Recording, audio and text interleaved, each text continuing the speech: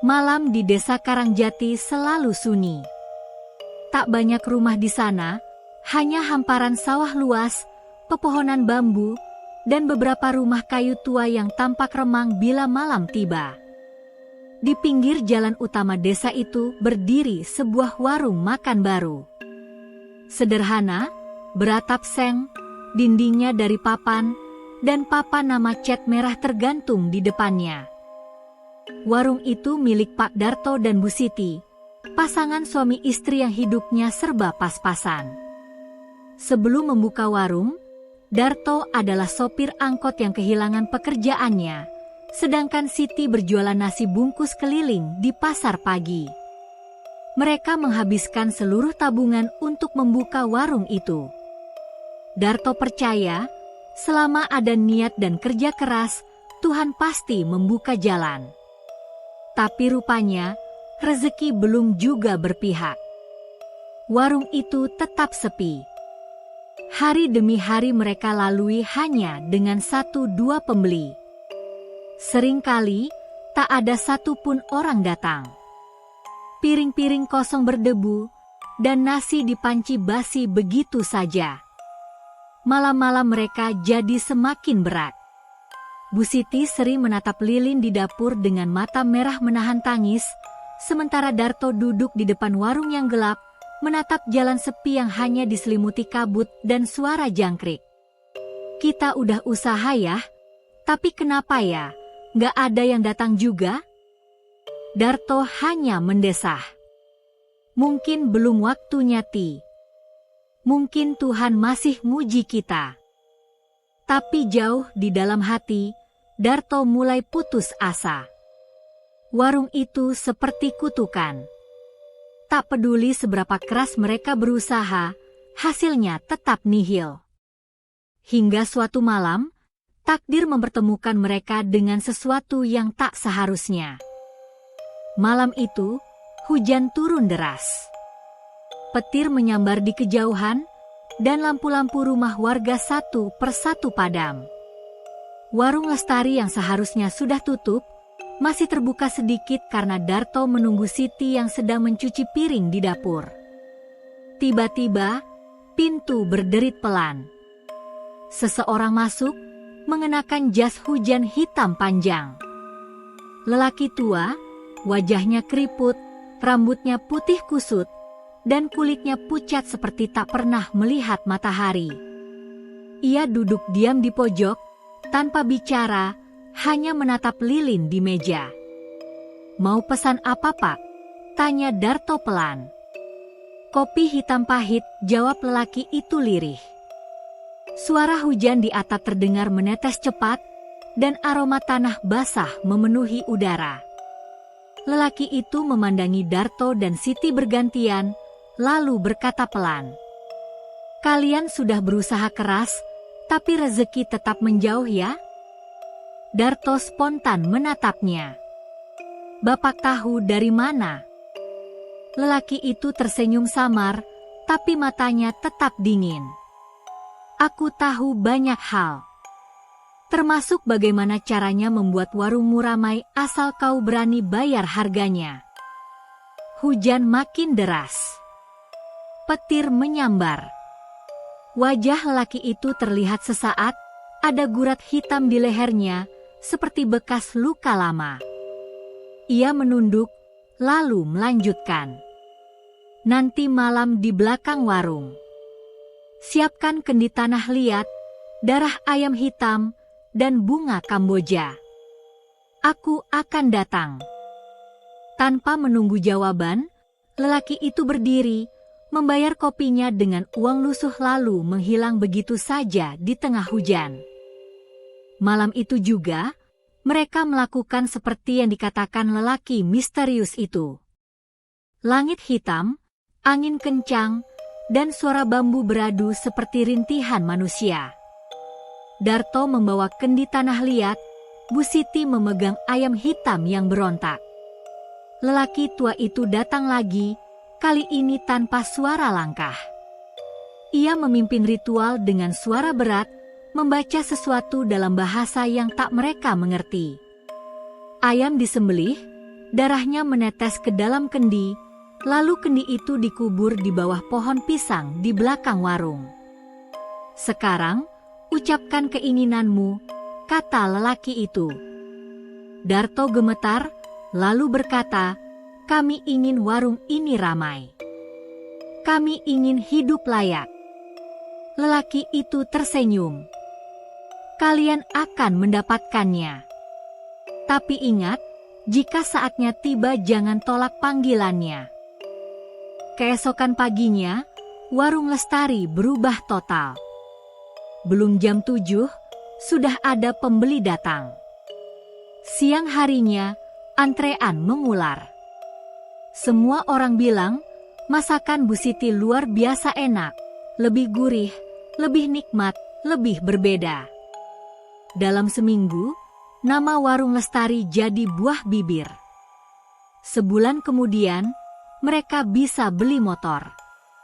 Setahun berlalu, warung itu makin besar dan megah. Bahkan orang kota sengaja datang hanya untuk makan di sana. Tapi mulai malam-malam berikutnya, hal-hal aneh terjadi. Piring bergoyang sendiri. Ada suara langkah kaki berat di dapur. Terkadang aroma darah tercium samar. Dan setiap malam Jumat, ada suara seseorang tertawa di belakang warung, suara perempuan yang lirih dan panjang. "Itu cuma perasaanmu," kata Darto setiap kali Siti ketakutan. "Jangan banyak mikir. Kita cuma harus jaga janji." 3 tahun kemudian, lelaki tua itu datang lagi. Kini wajahnya lebih menyeramkan, matanya merah, kulitnya pucat seperti kain kafan. "Sudah waktunya. Kalian sudah kenyang rezeki. Sekarang bayar dengan 1 nyawa." Darto tak bisa bicara. Tapi ketakutannya kalah oleh keserakahan. Ia hanya menunduk dan berbisik, "Siapa, Pak?" Lelaki itu tersenyum. "Bebas. Asal manusia." Malam itu, mereka menculik seorang pengemis tua yang biasa tidur di pasar.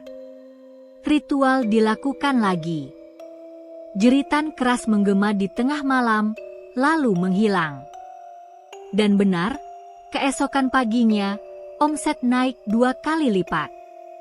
Namun setelah itu, Siti tak bisa tidur. Ia sering bermimpi pengemis tua itu datang, duduk di ujung ranjang, menatapnya dengan mata kosong penuh darah. "Kau gantikan aku," katanya lirih dalam mimpi. Beberapa tahun berlalu. Warung Lestari kini punya cabang di mana-mana. Mereka jadi orang paling kaya di Karangjati. Namun suatu malam, lelaki tua itu datang lagi. Tapi kali ini bukan manusia. Wujudnya tinggi, berkulit hitam pekat, dengan mata merah menyala dan tangan panjang seperti akar pohon. "Kau masih berutang.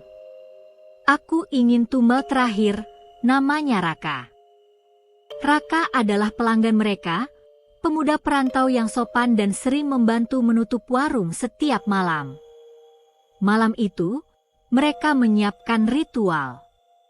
Namun sebelum selesai, angin kencang bertiup, lilin padam, dan suara auman keras menggema dari arah sawah. Dari kegelapan muncul harimau putih besar dengan mata biru menyala. Makhluk itu melindungi Raka, dan suaranya bergema. "Dia bukan milikmu." Pertarungan besar terjadi. Tanah bergetar, langit bergetar, suara petir menyambar. Akhirnya, harimau putih mencabik makhluk pesugihan itu hingga hancur jadi debu hitam. Sebelum lenyap, makhluk itu menatap Darto dan Siti. Suaranya serak mengerikan. "Kalian telah melanggar janji, aku akan kembali untuk kalian." Sejak malam itu, semua berbalik. Warung mereka sepi total. Makanan membusuk, uang menghilang, dan bisnis mereka runtuh dalam hitungan minggu. Lebih parah lagi, gangguan mulai datang setiap malam. Suara langkah kaki di atap. Aroma anyir darah di dapur. Bayangan hitam di sudut rumah yang terus menatap. Darto mulai tak bisa tidur. Siti kehilangan akal, sering berbicara sendiri. Sampai akhirnya, malam Jumat Kliwon tiba. Hujan deras turun. Petir menyambar tanpa henti. Darto dan Siti bersembunyi di kamar, tapi suara langkah itu terdengar semakin dekat. Langkahnya berat. Lantai bergetar. Pintu kamar mereka terbuka pelan, dan dari balik kegelapan muncul sosok makhluk hitam tinggi besar itu lagi. Matanya menyala merah, suaranya seperti bisikan dari dalam tanah. Kalian belum memberi tumbal terakhirku, maka aku ambil jiwa kalian sebagai gantinya. Darto berteriak. Siti menangis histeris. Tapi tubuh mereka membeku, tak bisa bergerak. Makhluk itu mengulurkan tangannya yang panjang, mencengkeram leher mereka berdua. Suara tulang patah terdengar jelas. Lampu padam. Dan malam itu, hujan berhenti mendadak. Keesokan paginya, warga menemukan warung itu terbuka. Di dalamnya, 2 kursi terjatuh, meja berantakan, dan di lantai, tergeletak kendi tanah liat pecah, dengan darah segar yang masih hangat di dalamnya. Tak ada jasad. Tak ada tanda-tanda perkelahian. Hanya aroma anyir yang menempel di udara selama berminggu-minggu. Sejak hari itu, warung Lestari dibiarkan kosong. Papa namanya masih tergantung, tapi huruf-hurufnya mulai pudar. Warga desa tak berani lewat setelah maghrib. Karena setiap malam Jumat, dari dalam warung itu terdengar suara piring beradu. Dan 2 sosok bayangan duduk di meja depan, seolah sedang melayani pelanggan. Namun kalau kau perhatikan baik-baik, wajah mereka pucat dan kosong. Dan di bawah meja, tampak bayangan hitam besar dengan mata merah. Menatap siapapun yang berani mendekat.